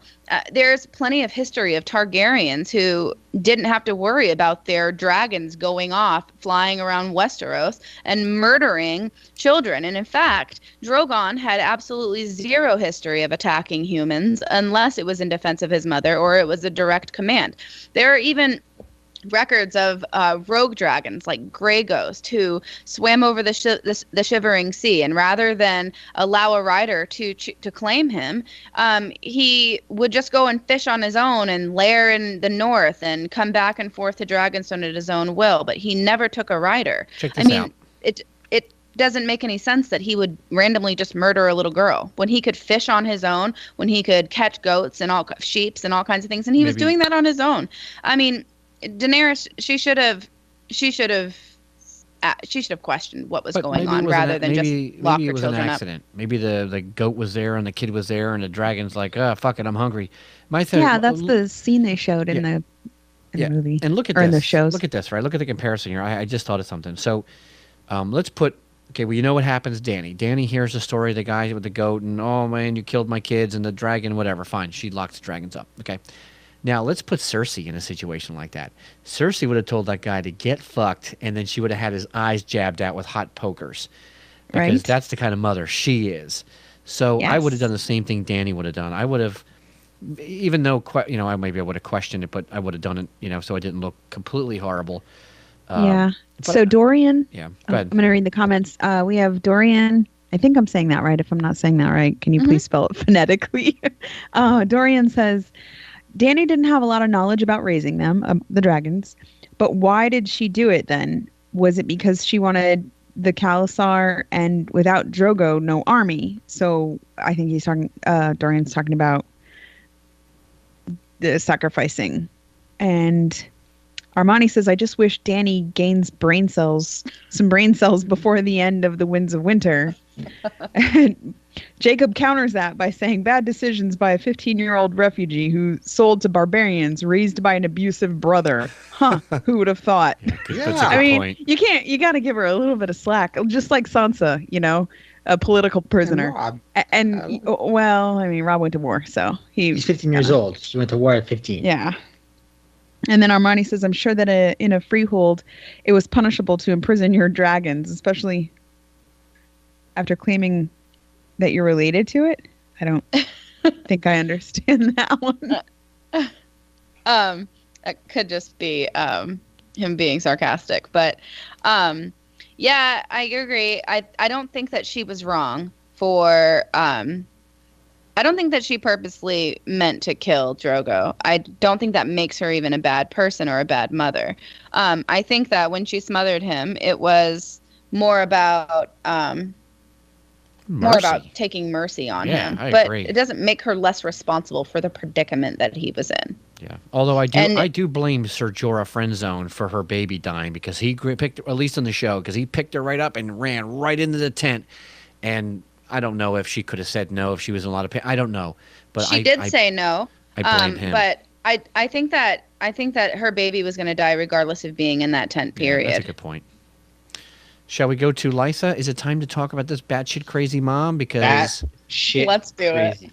I'm sorry. That boy is lucky to be on the tit that long. I'll tell you right now. I don't know if that's luck, though. That's all luck. That's disgusting. First of all, my biggest question is for Dan and Dave or whoever was producers. That kid actor was a little kid actor, and I don't know if that was like really her boob or if that was a prop. I'm thinking it was a prop. It was a prosthetic. Like a prosthetic, yeah. But still, how old was the actor at the time? Like maybe 10? And he's sucking on a boob that's attached to a woman? Come on. I can't think of the other shows he's been in, but the kid is actually a great actor, and he's been in tons of different things. But yeah, tons of different things. Let me look it up, and I'll tell you in a little bit. Anyway, but he's a fantastic actor. I thought in Europe they breastfed till you were like 2 years old. No, that's not true. Is that just? That's actually very normal. Up to 2 years old is totally normal. What? Yeah, I mean, that's actually, what I thought. there are even scientific studies. There are even scientific studies that you should breastfeed your kids up into adolescence. To be quite honest with you, I think it's controversial. Like up to 2 years old is good. Can you just pump it into something and then let them drink it? Like, do you have to really do the whole? Yes, they have those things, but yes, they have. I'm talking now. I'm talking now. You can pump. I know my friends. They pump, but I'm just saying, like, I have nipples, like, John. Can you pump me? I don't think milk would come out of your nipples. It was a bad joke. Forget it. Yes, you've been having bad jokes all night. Liza Tully is a terrible mom. Okay, Terrible, terrible, terrible. She's batshit crazy. Her son is sickly and weakly, most likely will die soon out of natural causes. But look how little he is. Yeah, he is. That's because he's very little. breastfeeding and no food. I bet that baby's not eating food. I bet he was just That's what I'm breastfeeding when he's saying. hungry. Like, There's this no- little Okay. child is sucking on a prosthetic boob. It's so creepy to me. Lord Bag Creepy says because grown there's men. movies- Yes. there's- Lord Bag says Watch grown men Grown-Ups. do the same I've thing. seen He's it just on getting TV. early practice. Yeah, So- that's true.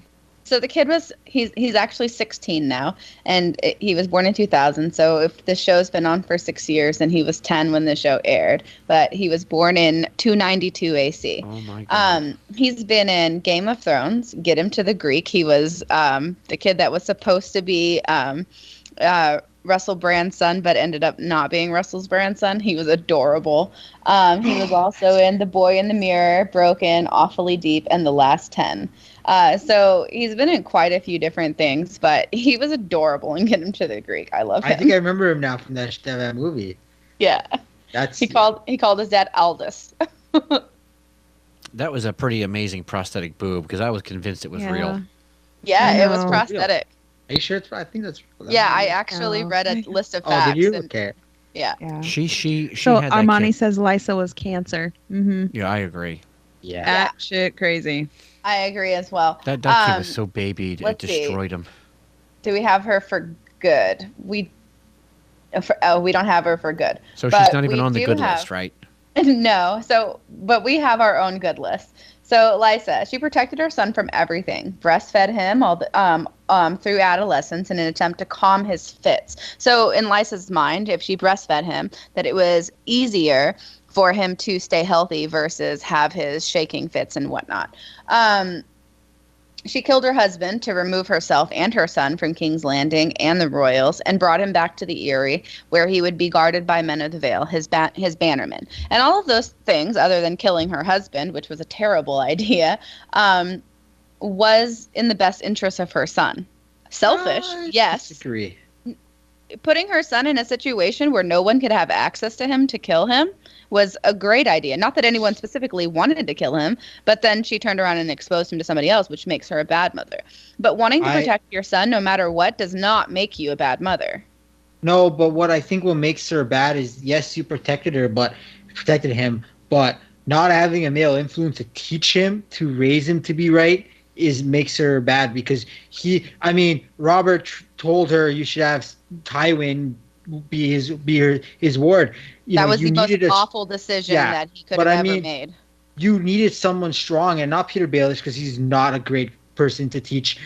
I mean, he's great if you want some stuff, but you needed someone to teach him sword fighting. You need someone to teach him to make decisions because he's a Lord of the Vale. Who would you have needed chosen? all that stuff. Let's hear this shit. Here it comes. And there was no one she didn't Jans choose Braun anyone. Royce would have been a great person to train him, but she didn't trust anybody. But when you have a child that's sickly, like Robin Aaron, of course you want to protect your son and keep him inside and not subject him to anything that could possibly cause him harm. Also, he was the very last of his line. In Lysa's mind, she was protecting her son, and sure, it was crazy, but we're talking about the reasons why she's a good mother right now. And I'm telling you that I think that all of her reasons, even though she was nuts herself, are justifiable for, other than killing her husband. Like I said, they're justifiable for being a protective parent. There's nothing wrong with that. However, she does have reasons for being a bad parent as well. She started a war. No, that's Lyanna. Sorry, she killed her father. She killed the father of her son. Had a hand in the murder of her nephew. She coddled Sweet Robin and didn't teach him self-restraint. She encouraged his nasty behavior because she was going mad herself. She obsessed over a man who was dangerous to her and her son, and died trying to kill her niece. So, I mean, there are plenty of reasons why she's a terrible example of a mother. I'm curious to know, John, who you think should have been the ward to Aaron or to Robin. That's tough because I think Tywin would be a good ward. Tywin. Listen, as bad as Tywin is, I think Tywin would have taught him.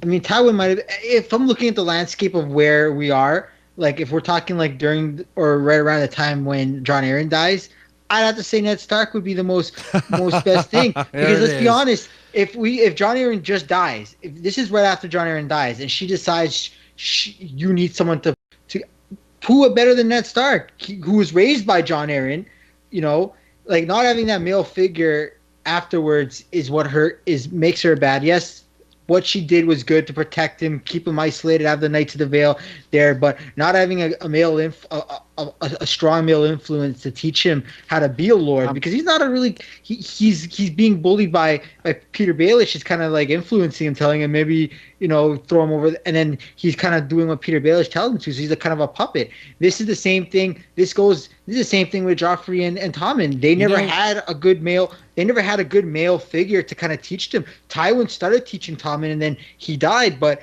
I mean, who did Tommen have growing up? I mean, not Robert. Robert was a terrible person.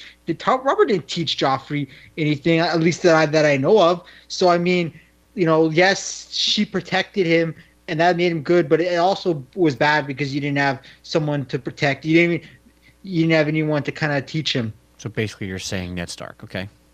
Okay, Ned, but I'm just you let me finish my point. Yeah, well, I thought you I did. know. Oh yeah, you did I make did. your point very well. I just want to say that putting Robb and Aaron in the Vale, being protected by his bannermen, was literally the safest place for Robb and Aaron. Had she given Robb and Aaron to Tywin Lannister to be his ward, just like Rickard did for Ned, and Stefan did for Robert, she would have put him in a position where he could have been used as leverage to win that war. The Knights of the Vale would have had to go against the people who've been true to them, and they've been true to for quite a long time. They have loyalty to the North.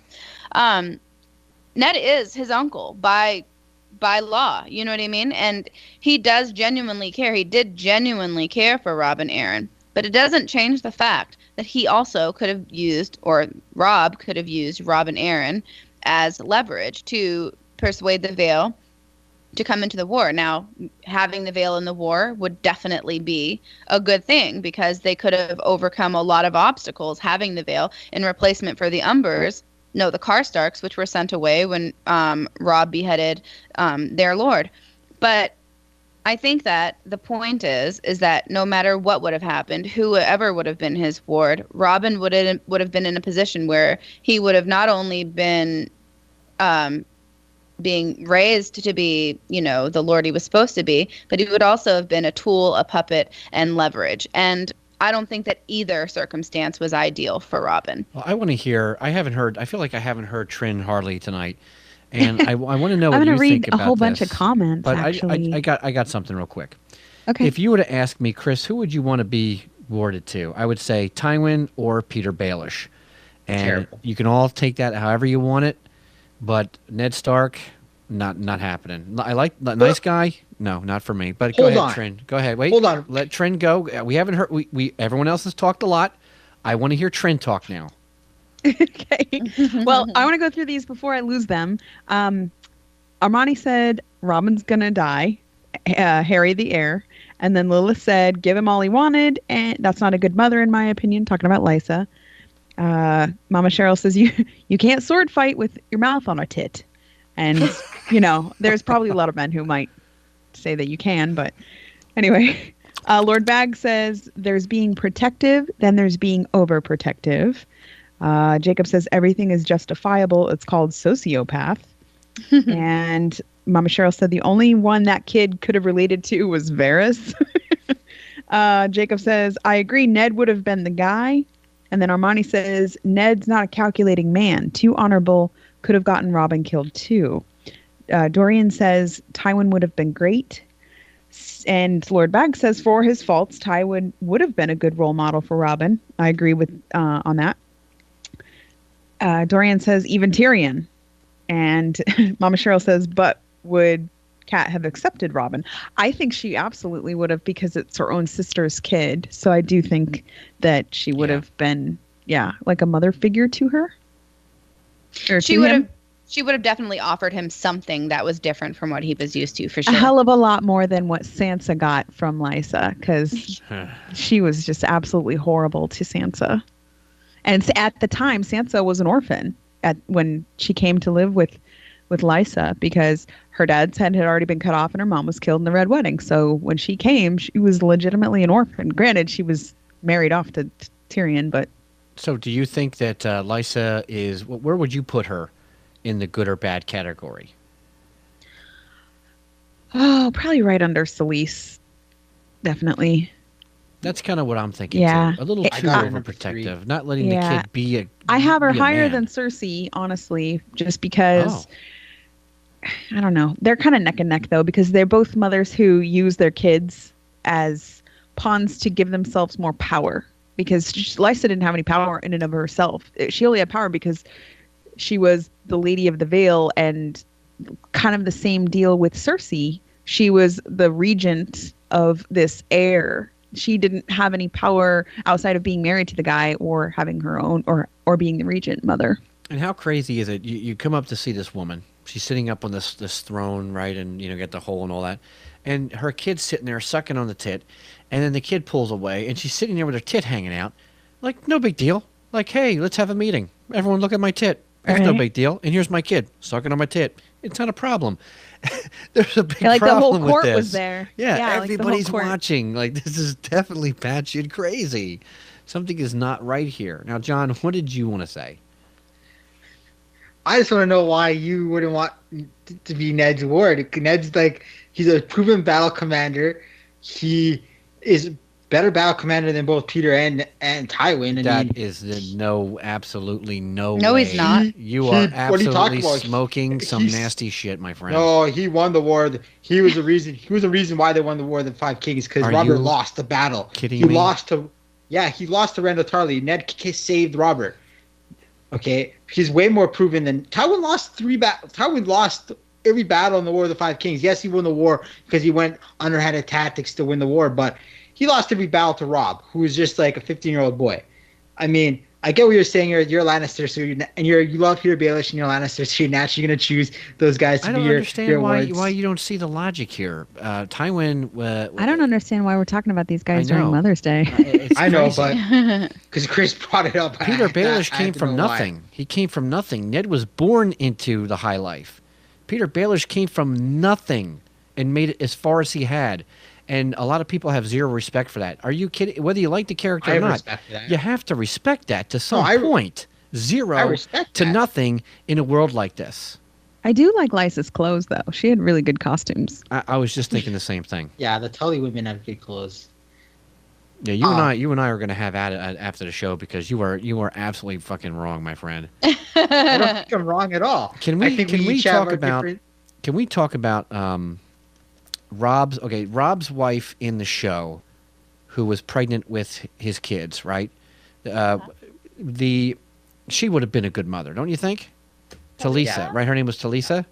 If she following the story based on the show, Yeah, the show wise, yeah. if she was actually loyal to Rob, I think that she would have been a fantastic mother. Yeah, I think I so think too. she would have been. All right, are there any other Yeah. moms we can mention in this list? Did we talk about? We talked about Olenna, and Speaking of Olenna, really quick, Mhm. I found the quote.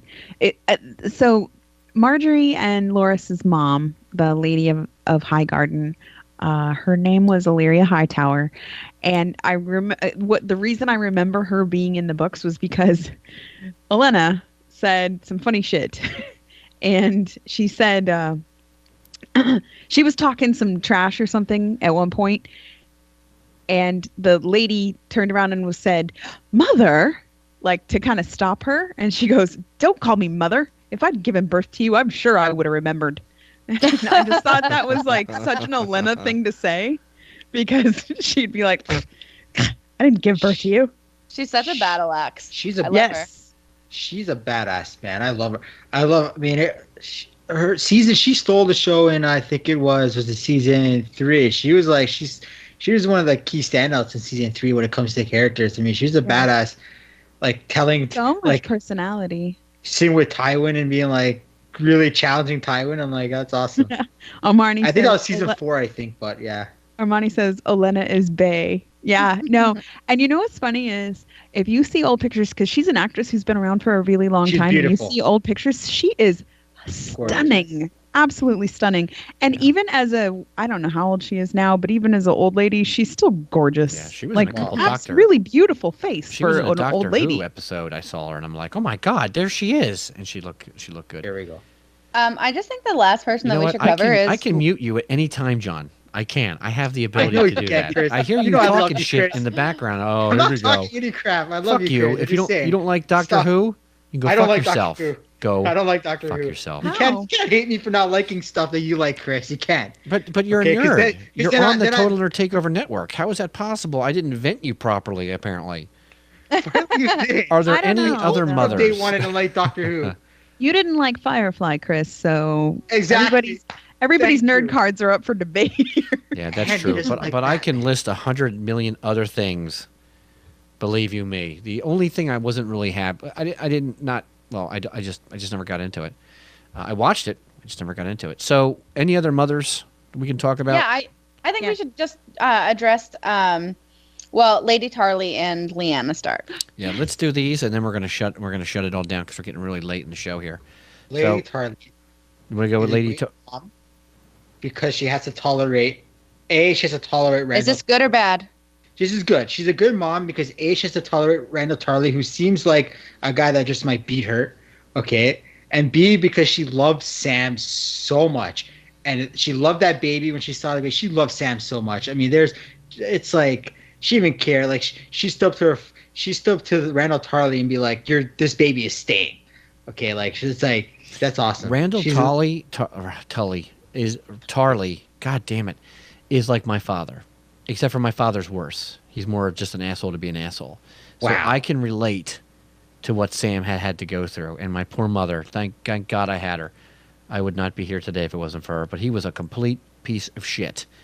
That is Inside true. baseball. You would not be here today without her. Yeah, my mom literally saved my life, and I will never, ever, ever forget that.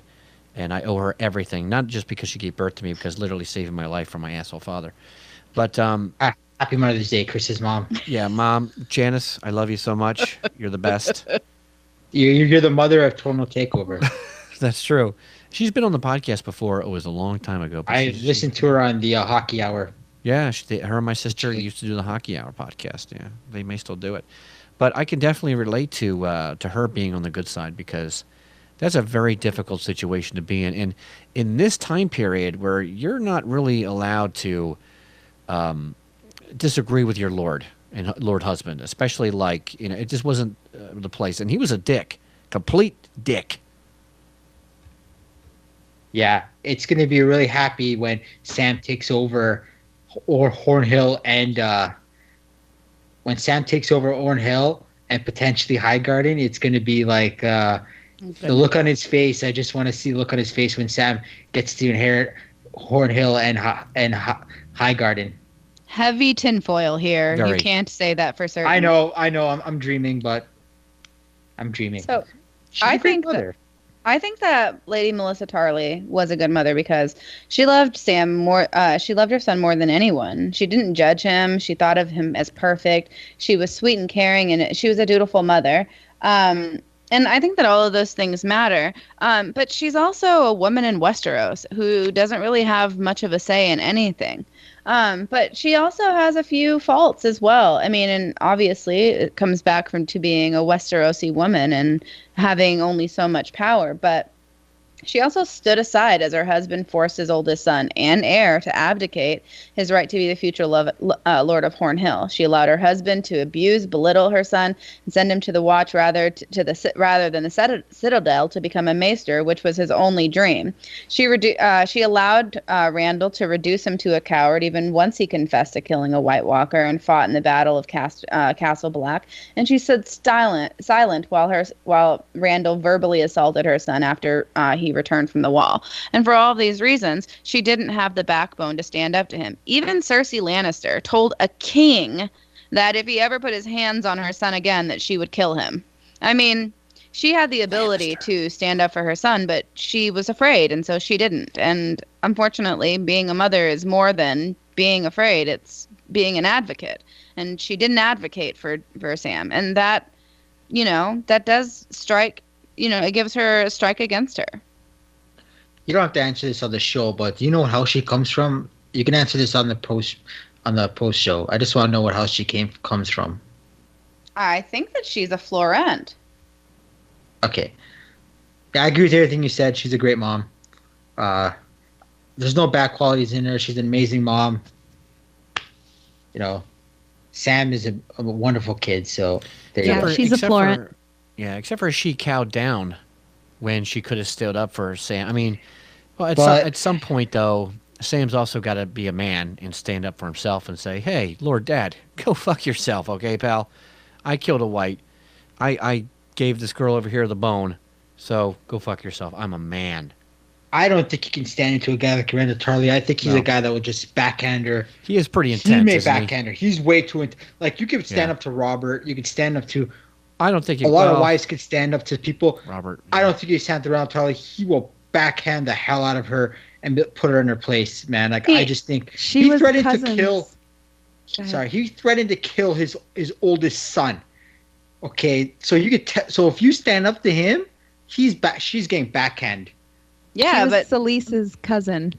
Yeah, but Cersei Good to know, poisoned friend. and murdered her husband because she didn't like him. She also took his punches and said she'd wear him as a badge of honor. I mean, is it so much to ask that you sacrifice a little bit of dignity and possibly accept pain to protect something that you birthed of your womb?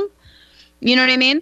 The risks to her were far less than they were for Sam, who was threatened to be murdered if he didn't abdicate his title as the heir to Horn Hill. I mean, don't get me wrong. I do believe that Melissa Tarley loved her son. I mean, there's no doubt about that. She was very tender and caring, but she didn't love him enough to fight for him, and that takes away from the fact that she didn't do everything in her power to protect her son. I think the way that it was explained, though, wasn't it like when Sam explains it? Yeah, he said, my dad said, I'm going to join the Night's Watch, and if I don't, we're going on that hunting trip, and I'll tell your mother that you died in an accident, because people die all the time in hunting accidents. So this way, we're going to spare your mother the horrible emotions of your death or me sending you away, and you're going to volunteer for this. So he didn't really have a choice, and I don't think that he really let his mom know that. I think he was kind of doing it. I'm sure she figured it out, but I don't think that he tried. I think he tried to do it like, "Hey, Mom, this is my decision." Yeah. So that she wouldn't have to fight for him, so Yeah. she wouldn't be put in that place. Yeah, he protected her, so to speak, and then Yes. Good saved her. point. Yeah, it is a good point. Lyanna So are you- Stark? Liana, Yes, Lyanna. Okay. good or bad? Good. Of course, Okay. of course, best. John. I'm not the best, but yeah, really good. Let's start with Chris or Trin on this one. Well, Okay. go ahead, ahead. Trent. You go first. You're a mom. Ladies first. Okay. The fact that she basically gave her own life, and before the baby's born, all of her and Rhaegar and all that whole thing, none of that really matters. But the time that she gave birth, and then she realized that she was gonna die, and Ned was there, and she had Ned take him. And as much as she loved her brother and knew it would hurt him and really be hard, she made him promise to take care of this boy and to not let anybody know, and to kind of take him on and promising me Ned was her saying, do whatever you got to do to keep him alive and keep him safe. Promise you won't tell anybody. And so she had a lot at stake to keep her kid safe and alive when she knew she couldn't. And that was kind of her last ditch effort, was because she knew she was going to die. She couldn't keep him safe. And the only other person that she knew that she could trust was her brother. I agree. Chris? I agree. I agree. It's just, I think that I wish she wouldn't have just ran off. She would have told somebody, I'm with Rhaegar, he didn't kidnap me and rape me. Maybe the story would have ended a little bit differently, but here we are. She gave birth to the prince that was promised. I mean, that's got to mean something, right? And in the short amount of time that she was a living mother, she seemed to love the baby, as far as I can tell. I mean, other than Yeah. what we've seen in the show, we really don't know. So, yeah, I guess that's good. Asking Ned to take care of the child is good and bad. It's good and bad because, yes, it's good. You want the child to live and you have to protect the child. And people find out that that's Rhaegar's son, that all hell's going to break loose. Things could get really ugly. It's also kind of bad because she puts Ned in a very difficult situation to compromise his honor and how honorable he Yeah. is. But Ned's not her son. But No, but I'm saying that she's putting him in a situation like that to take care of I'm just saying, I'm just making the contrast. Yeah. It was a choice, though, that Right. she had to make. Exactly. To, she like, have any other choice though? Like, Well, that's No? the other thing. The only other choice she would have had was just nothing. There was no other choice. What would she have said? Oh, here, take my kid, throw him out, and bash his head against a rock. She can't say anything like that. She just gave birth to this wonderful bundle of love and joy. What else could she have said? So, the point I'm trying to make is that when she gave birth, she knew she was dying. The small amount of time that she had to be a mother was very, very important. She asked Ned to make the promise. By doing so, that was very good, but also what I'm saying is that it kind of put Ned in a bad spot. You know, whether that's good or bad in your perspective, I don't know. I'm just saying that this is what had happened. So I guess it's good. I mean, he is going to be, as far as I can tell, he's the prince that was promised, unless, someone came up with some other idea. So, yeah, she's important. And, yeah, she did a good job. She gave birth to the person that's going to help defeat the creeping cold and death that's coming for everyone in Westeros. What do you say? She Armani- threw away everything. she's Armani a good mother. says, Armani says she should have made Ned promise to tell him the truth as well. I don't think that she wanted him to know because that puts him in jeopardy. Anybody who knows this giant secret is going to be in jeopardy. That's why he never told Catelyn. That's why he never told anybody.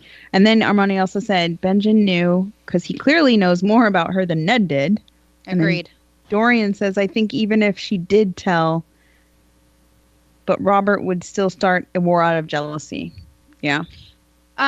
Well, this could have actually been solved in a manner of ways. First and foremost, who's really going to deny the king a command? Kings take mistresses and paramours all the time.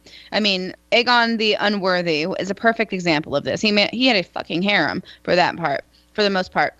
And half of them were women that were either married to somebody else that he took as lovers, or highborn ladies that he took and then rewarded their households with certain things. Like, for example, he gave the Lord of White Walls, Lord Butterwell, a dragon egg in exchange for allowing him to bed his daughters. So if Aerys would have approached Rickard and said, "Oh, I know that you have a daughter, and she's betrothed to Robert Baratheon. I want to instead marry her to my son Rhaegar." Is Rickard actually going to tell the king no? No. If Rhaegar would have approached Rickard and said, I would like to actually marry Lyanna. I'm asking your permission to take her as my wife, regardless of Elia, if I put her aside.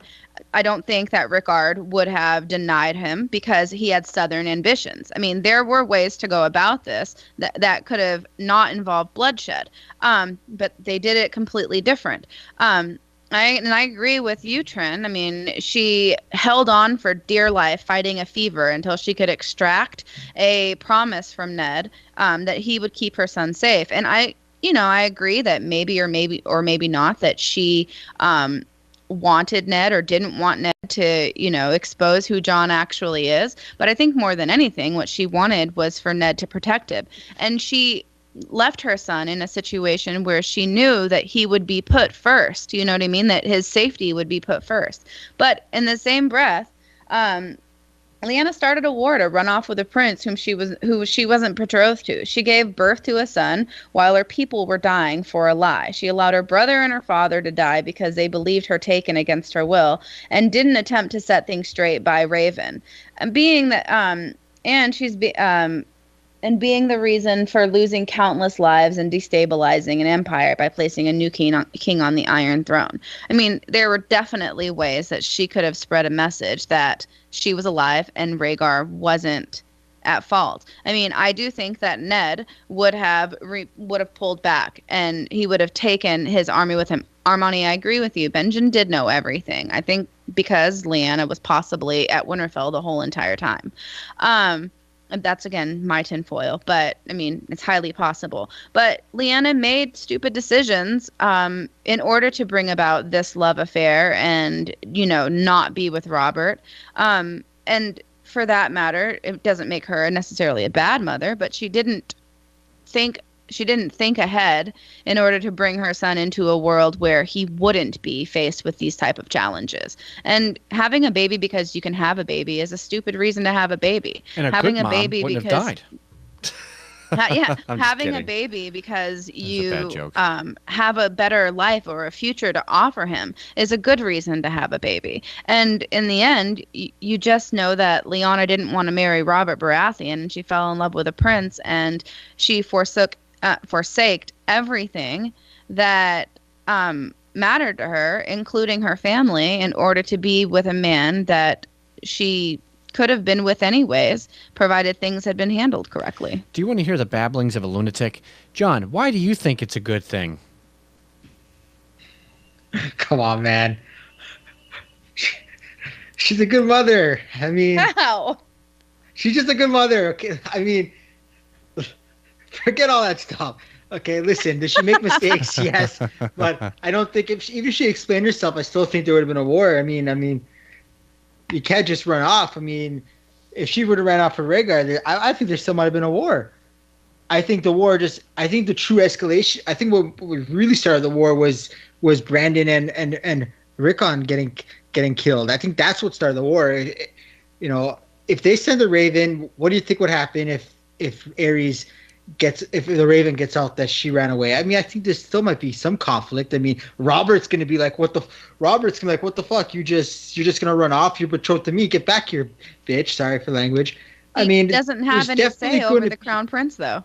But he's still gonna take it as an insult, kind of like what Walter Frey took the insult of Robb. I mean, he was still pretty pissed off. Okay, fair enough. But let me ask you this instead: do you think that she would have made a good mother had she had lived?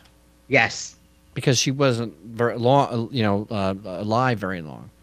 I think she would have been a great mother because, I hate to say it, she's a Stark. I mean, she's a true-born Stark. I mean, Catelyn's not a Stark; she's a Tully. But I think she's a true-born Lyanna Stark from running off.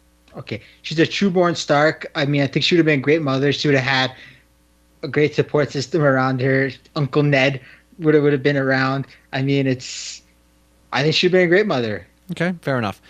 Okay, let's wrap it up. Any final closing thoughts from any of the panelists before we shut down? Good or bad, mothers, happy Mother's Day, you Westerosi chicks. You've gone through a lot, and you had to make decisions that may or may not have been in the best interest of your children, but it's Mother's Day nonetheless, and you deserve a shout out. Yeah. Happy Mother's Day to all the mothers, including batshit crazy Liza. They may be bad mothers, but at the end of the day, they love their kids.